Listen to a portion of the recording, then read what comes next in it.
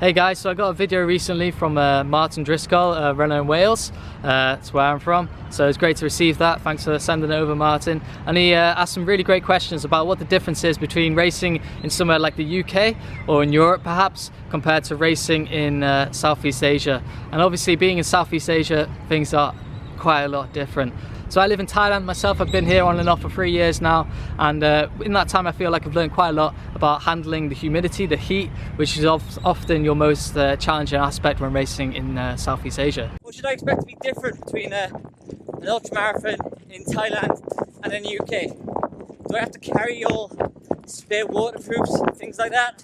So yeah, for sure, heat and humidity is obviously your biggest challenge. I would always recommend perhaps having 2 weeks if it's possible, if not a week, before your race. Get to your destination. You really need to give your body some time to acclimatise to that heat, acclimatise to that humidity, and in that time it's really important to try and get yourself out in the midday heat if you can. Obviously be safe with this, make sure you're drinking plenty of water, but get yourself out in the hottest time of the day if you can. Obviously start maybe in the mornings, get yourself out, do some very easy runs, some hikes would even be beneficial, just to get yourself acclimatized to that heat, acclimatized to that humidity.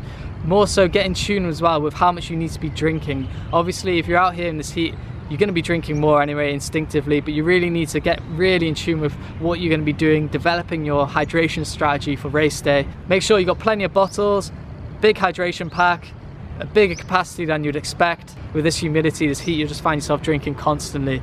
I lose count every time I do an ultra race out in Thailand or out in Asia how much I actually drink, because it's impossible to know, because I'm filling up every aid station, 2 bottles, 3 bottles, I'm chugging them down. So make sure you're being mindful of that. Make sure you're peeing in the race as well, it's really important.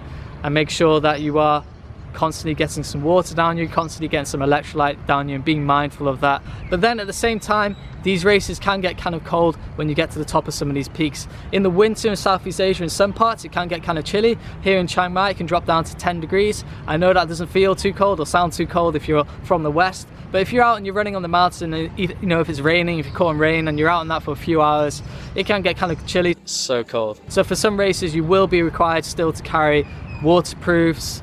You might even be asked to carry extra layer. Foil blanket, that's something that you always need to have in trail races around the world. That's kind of universal there, so make sure you've got a foil blanket with you, and check the race's mandatory gear, check what they recommend. What should I wear?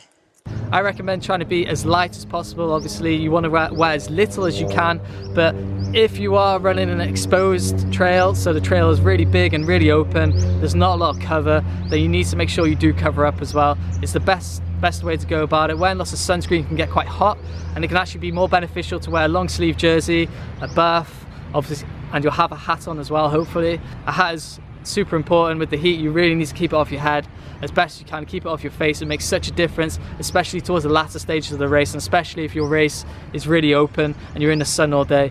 Having a hat, if you don't have one, it's just not going to be very comfortable for you. So wearing a long sleeve top can be a lot cooler.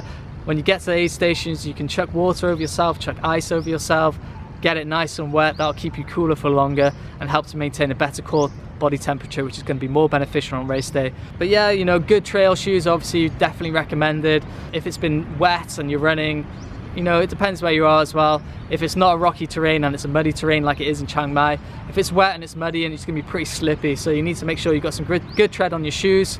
I really come with maybe a couple pairs of shoes for you know, for different eventualities. It can be rocky in some places, so get to know the course if you can a little bit, and that's obviously something you should always do with any trail race or any fell race, wherever you are. What can I expect to eat at a checkpoint? So this obviously varies from race to race. Every race is a bit different. A common theme out here usually is that racers will want to have some aspect of the local cuisine, the local food that's on offer, but it really depends on you and how you want to come about and race your ultra. If you want to be super highly competitive, then usually, if you're like me, you'll just come in through the aid station, fill your bottles up, maybe grab a few bananas, grab some fruit and run through. But if you're one of these people who want to really enjoy the experience of what it is, maybe you're running with a friend and you just want to enjoy the views and the landscape, then sure, if you find yourself an ultra out here, usually there'll be lots on the aid station, so maybe some local soup, some rice. There'll always be plenty of fruit, so watermelon, bananas. The aid stations out here are usually really well stocked. You've got your usual stuff as well, like your potato chips, your peanuts, your Coke if you drink Coke in ultras, juices, lots of water. I would never worry about aid stations in Asia.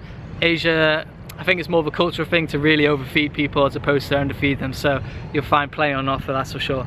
So top tips there, just to sum it up guys, make sure you're drinking plenty, be mindful of your electrolytes, make sure you're still eating even though you're going to be hot, it's going to be humid. Maybe go for the easier stuff like the fruits, so the watermelon, get lots of watermelon down you, lots of bananas. Give yourself some time before the race to acclimatize, to practice, and to really get yourself feeling good and fresh and confident when it comes to race day, because that's what it's all about at the end of the day. Being confident on the start line that you have everything prepared, you're ready for it, and you know what to expect. You don't want any nasty surprises out there. You don't want to find that the heat is really zapping you if you've only arrived a day or two before the race. So give yourself some time to adapt to it, and yeah, have fun. So if this helps you guys, give me a like on this video. It'd be really nice to know that this has helped you maybe prepare for some future ultras you have. Give me a comment if there's anything that I didn't cover in this, and yeah, let me know your thoughts guys, and thanks for watching and happy running.